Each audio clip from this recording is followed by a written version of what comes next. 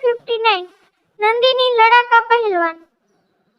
शिवांग बड़बड़ा रहा था, जान बहुत चाहते हैं हम तुम्हें, तुम्हारे करीब आए बिना रह नहीं पाए, हम तुम्हें कुछ और वक्त के लिए चाहते हैं बीवी, बीवी हमें कुछ वक्त और झेलो, हम अपने आप को और नहीं दबा सकते। वहीं नंदिनी की तो आवाज ही नहीं निकल रही थी, वो पसीने से लथपथ थी, उसके गुलाबी चेहरे पे कुछ आंसू की बूंदें थी जिनको शिवांग अपने होठों में ले रहा था और क्यारा ये सब बर्दाश्त नहीं कर पा रही थी। वो जोर से चिल्लाकर बोले, शिवांग! तभी नंदिनी ने भी अपनी आंखें खोली और क्यारा को सामने देखकर वो जल्दी से शिवांग को अपने ऊपर से हटा देती है। शिवांग ने भी क्यारा को देखा तो नंदिनी को कस के पकड़ लिया और उसको अपने ऊपर करके नंदिनी और खुद को ब्लैंकेट में अच्छे से कवर कर लिया और फिर क्यारा को देखते हुए बोला, दिख नहीं रहा है तुम्हें कि हम अपनी बीवी के साथ हैं, हमारे कुछ प्यारे पल चल रहे हैं, क्यों बीच में अपना माथा पटकने आई?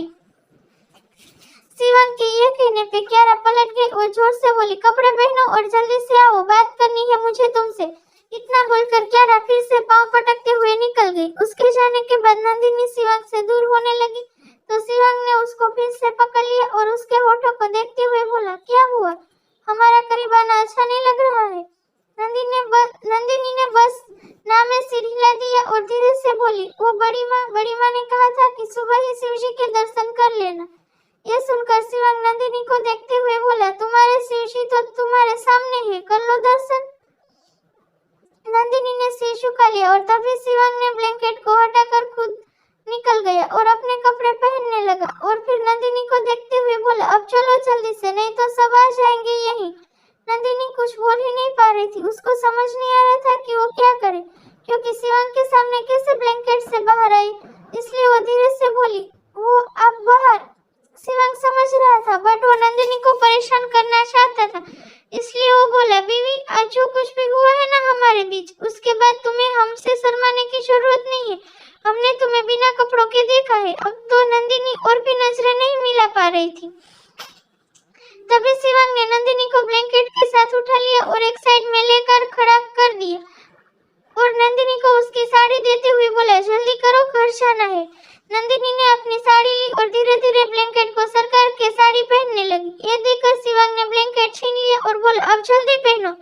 तभी शिवांग की नजर ब्लैंकेट पे गई जिस पे खून के धब्बे लगे थे, जिसे देखकर शिवांग की आंखों में चमक आ गई। वो नंदिनी को देखते हुए अपने मन में बोला, मतलब हमारी बीवी को सिर्फ हमने छुआ है और किसी ने नहीं, नंदिनी सिर्फ हमारी है। अब तो शिवांग को और प्यार आ रहा था नंदिनी पे। फिर नंदिनी ने अपनी साड़ी पहनी और चलने को हुई बट अभी उसके कदम लड़खड़ा गए। वो जोर से चीखी, आ! तभी शिवांग ने उसको थाम लिया और परेशान होकर बोला, क्या हुआ? नंदिनी की आंखों में आंसू आ गए और वो हल्के से रोते हुए बोली, बहुत दर्द हो रहा है मुझे। शिवांग को समझ आ रहा था कि नंदिनी को क्यों दर्द हो रहा था। वो अपने मन में बोला, नहीं पता था कि तुम हमारी हो, सॉरी, हमें वाइल्ड नहीं होना चाहिए था। इतना बोलकर शिवांग ने नंदिनी को अपनी बाहों में उठा लिया और फिर बोला, अब थोड़ा शांत रहना। फिर वो दोनों सबके पास आ गए। नंदिनी को देखकर सब खुश हो गए। तभी ओम भाग के उसके पास आया और बोला, मम्मा आप चाचू की गोद में चलोगे क्या मंदिर? ये सुनकर सब मुस्कुरा दिए। तभी अभेद आया और ओम को अपनी गोद में लेकर बोला, बेटा अभी आपकी मम्मा ठीक है ना, तो चलो शिव जी के पास। तभी क्यारा कुछ कहने वाली थी, ये देखकर जमुना अपना घाघरा उछालते हुए आई और अपनी कमर से क्यारा को धक्का दे दिया, जिससे क्यारा गिर गई। जमुना हंसते हुए बोली, काहे को इतना गिरे जा रही हो, तुमको ना क्यारा गिरी नमावा रखना चाहिए था। ये सुनकर सब मुस्कुरा दिए और सब दर्शन करने निकल गए। सब आए और पहले शीतल जल से स्नान किया और फिर अपने कपड़े पहनकर मंदिर में गए और शिव जी का दर्शन किया और कुछ वक्त में सबके सब घर के लिए निकल गए। इधर महिमा जी परेशान थी कि तभी जिप्सी और रुकने की आवाज आई तो बुआ जी, महिमा जी और सुमित्रा जी बाहर आ गई। सामने देखा तो शिवांग के साथ सब घर में आ रहे थे। तभी महिमा जी मुस्कुरा के आंसुओं के साथ बोली, मुझे पता था कि क्यारा के रहते मेरे शिव को कुछ नहीं होगा। इतना बोलकर वो शिवांग के गले लग गई। तभी अबीर बोला, महिमा माँ कुछ नहीं हुआ शिवा को, वो सही है, आपकी बहू ने अपनी जान पे खेलकर उसको बचाया है।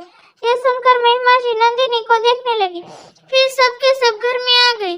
शाम हो गई थी, सब अपने कमरे में लगे हुए थे। तभी अखंड आया और शिवांग को देखते हुए बोला, तेरे पीछे गया था बट तुम लोग मिले ही नहीं। शिवांग कुछ नहीं बोला। पता नहीं क्यों उसके दिमाग में अलग बवाल चल रहा था। तभी अखंड उसके पास आया और धीरे से उसके पास छुपते हुए कुछ बोला। तो शिवांग ने एक नजर नंदिनी को देखा और फिर धीरे से बोला, रात में बात करते हैं। ये सुनकर सब कंफ्यूज हो गए। रात का वक्त क्यारा भी अपने घर जा चुकी थी। इधर नंदिनी ने ओम को डिनर करा दिया था और खुद शिवांग का डिनर लेकर अपने रूम में आ गई।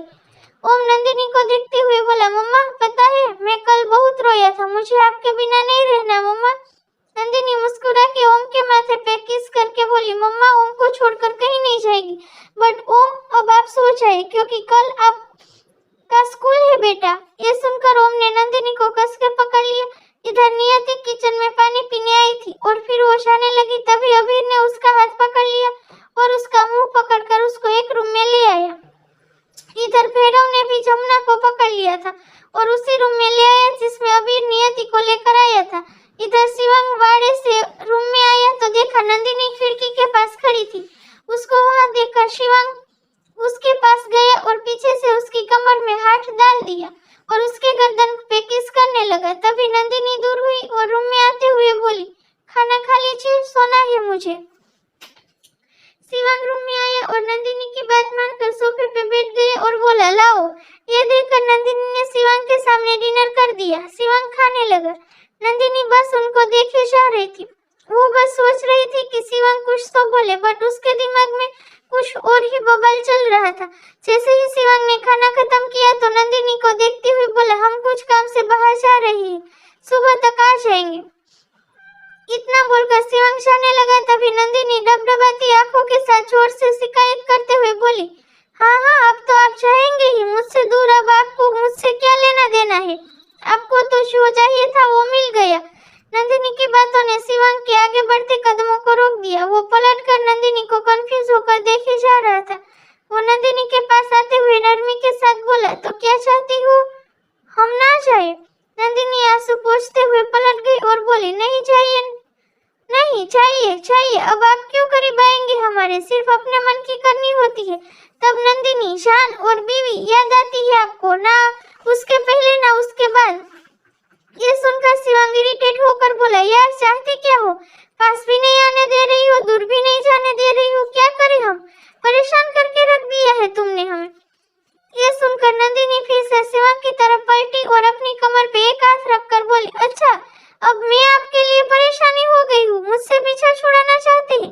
अब शिवांग अपने सिर के बालों को नोचते हुए बोला, यार कितना बोलती हो तुम। मैंने सोचा था कि कितनी इनोसेंट लड़की है बट तुम तो लड़ाका पहलवान हो। ये सुनकर नंदिनी फिर से बोली, देखिए ना जब तक आसपास नहीं आए थे हमारी आवाज आपको पसंद थी। एक बार हमारे मुंह से कुछ सुनने के लिए उतावले रहते थे बट अब देखिए अब आपको मेरी बातें भी चुभ रही है। अब जा रहे होंगे किसी और के पास। मुझसे तो काम हो गया, मन भर गया आपका। ये सुनकर शिवांग ने एकदम से नंदिनी की कमर को पकड़कर उसको अपने करीब खींच लिया जिससे नंदिनी उसके पहाड़ जैसे सीने से टकरा गई। और फिर शिवांग नंदिनी के चेहरे को ऊपर करके बोला, तुमसे प्यार करते हैं हम, तुम बसती हो हम में और हमें नहीं लगता कि अब इसके अलावा तुम्हें कुछ बताने की जरूरत है कि हम कितना प्यार करते हैं तुमसे। तुम्हारे पास आने के लिए हमेशा तड़पते रहते हैं। ये सब बोलते हुए नंदिनी के लिप्स के करीब शिवांग आ गया था। तभी नंदिनी अपनी नजरें झुका के बोली, तो बताइए कहाँ जा रहे हैं आप? ये सुनकर शिवांग सोच में पड़ गया।